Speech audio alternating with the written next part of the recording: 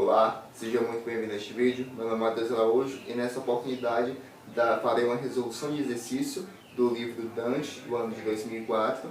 E apesar de ser um livro um pouco antigo, é um livro maravilhoso, cheio de resoluções e questões maravilhosas. E entre elas, a questão de número 43 da página 104, a qual eu farei nesse exato momento. O motivo de eu fazer esse exercício de modo bem breve é que na internet, pelo menos, eu não achei qualquer resolução de exercício dessa questão em particular, o que, na minha opinião, é um grande agravante, tendo em vista a complexidade dessa questão e os conteúdos aos quais ela abrange. Sem enrolação, vamos lá. Questão de número 43 diz o seguinte: determine x, sabendo que x é um ângulo do segundo quadrante e tal que 3 tangente de x é igual a 2 cosseno de x. Primeiro, a gente pode grifar algumas informações. Primeiro, que o x é um ângulo do segundo quadrante. Para quem está um pouco mais familiarizado com esses assuntos de ensino médio, com trigonometria, vai saber que sempre quando eu falo de seno, cosseno, tangente e ângulos, eu tenho que falar do círculo trigonométrico. Aqui é 0, aqui é π sobre 2, que é 90 graus, aqui é π, que é o 180, 3π sobre 2, e quando eu fecho aqui, vai para o 2π, mas nem vou colocar aí. Tudo bem. Quando ele fala de segundo quadrante, eu sempre conto da direita para a esquerda. Primeiro quadrante, segundo quadrante. Então, eu estou interessado nos valores desse carinha aqui, dessa fatia aqui de pizza, tudo bem? E ele está delimitado na onde? De π sobre 2 até π. Então, posso dizer que x, ele pertence ao intervalo aberto. Geralmente, quando a gente fala de intervalo, a gente sempre deixa ele aberto. Mas não tem problema deixar fechado, só questões particulares. π sobre 2 e π. Está dentro desse intervalo. Tranquilão? Esse é o primeiro ponto. Segundo ponto, vamos brincar com essa coisa maravilhosa aqui.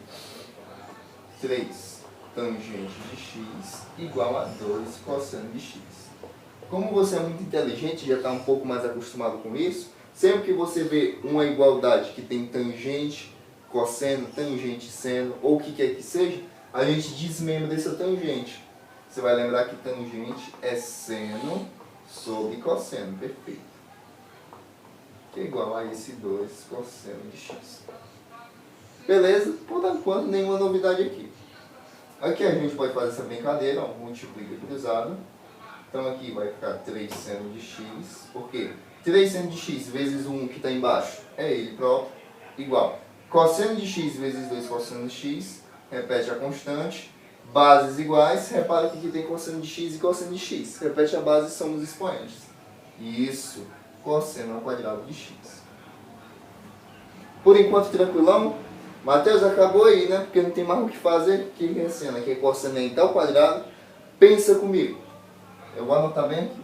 Você vai lembrar que esse carinha aqui, ó, dá sempre 1, não é verdade? Relação fundamental da trigonometria. Isola o cosseno. Cosseno ao quadrado de x, olha o que a gente tem. Olha o que apareceu. Seno de x, como a gente estava querendo. Por quê? Porque aqui tem seno. E eu queria que aqui fosse um seno para fazer uma igualdadezinha legal. Então, eu vou pegar esse carinha e vou substituir por essa coisa maravilhosa aqui. Então, 3 seno x igual a 2. Abre parênteses. Por que abre parênteses? Porque é um valor específico. Cosseno ao quadrado de x é tudo isso aqui. Então, entre parênteses. Então, é 1 menos seno ao quadrado de x. Ah, Matheus, eleva ao quadrado? Não. Porque repara que aqui eu já substituí com ele ao quadrado. Então, não precisa fazer mais nada. Tranquilão? Fazendo a distributiva. 2 vezes 1, isso. 2 vezes seno ao quadrado de x. 2 seno ao quadrado de x. E agora a gente pode brincar mais um pouco. Esse aqui, todo mundo eu vou passar para o outro lado. E você vai entender por quê. Esse carinha eu vou passar para o outro lado, vai ficar positivo. Esse carinha já estava do outro lado, fica. Também está positivo. E o 2 que estava desse lado, passei para o outro lado, negativo. Igual a 0. Isso aqui está ainda meio difícil de enxergar, não é verdade? Mas se eu chamar esse carinha de uma letra... Por que, Matheus, você vai chamar ele de uma letra? Para facilitar a nossa vida. Quando a gente ganha um cachorro, ganha um gato, a gente dá um nome para ele. Aqui vamos fazer a mesma coisa. Vamos chamar o seno de x de u. Ora, e se você tem um seno ao quadrado, quer dizer que vai ser u ao quadrado, não é verdade? Então, fazendo essa substituição, vou ter 2u ao quadrado mais 3u menos 2 igual a zero. Mateus, isso aqui nada mais é que uma equação de segundo grau. Perfeito. E como é que a gente resolve? Aquela fórmula de Bhaskara, ou melhor dizendo, fórmula quadrática. Que é o seguinte, consiste no seguinte. Tu vai encontrar o delta, vai substituir naquela fórmula grandona e vai dar um resultado maravilhoso. Se você me permite, eu vou apagar essa parte do enunciado e vou continuar aqui em cima. Tudo bem?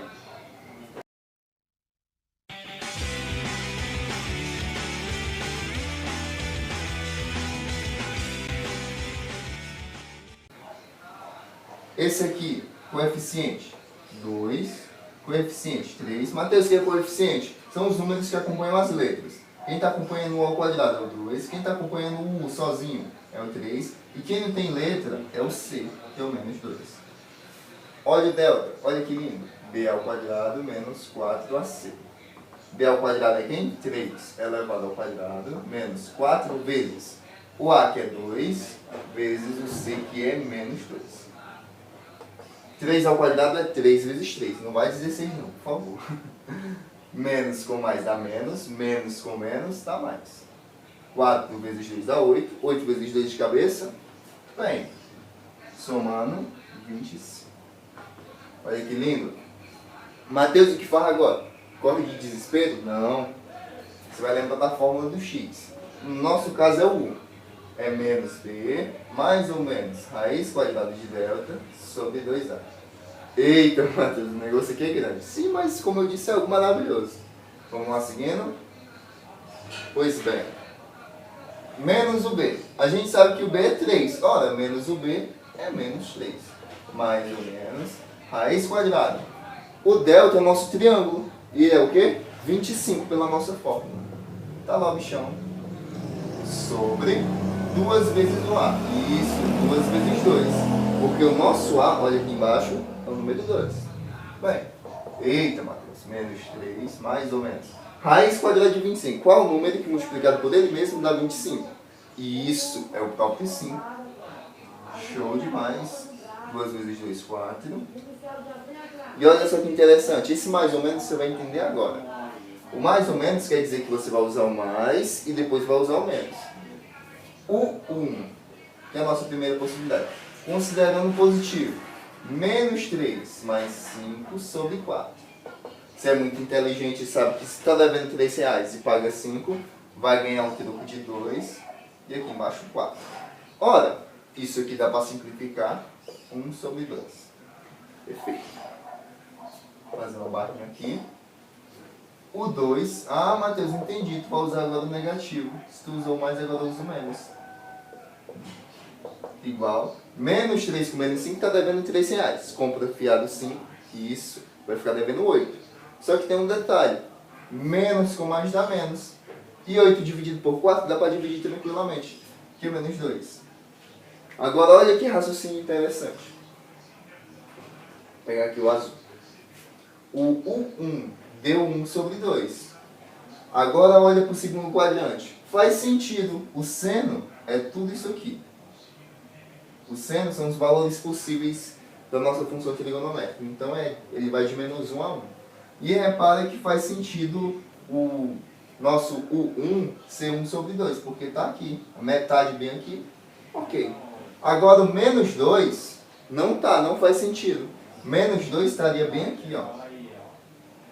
Estaria bem aqui. E ele está fora do nosso círculo, então está eliminado. Então o que nos resta, meu querido, minha querida, é só o 1 sobre 2 simplesmente. Ah, Matheus, então a resposta é essa? Nada disso, eu disse que a questão é bonita porque não é tão simples assim. O que é que eu vou fazer então? Se você me permite, eu vou apagar essa partezinha aqui para a gente ir para as nossas conclusões. No caso, eu vou deixar essa parte aqui.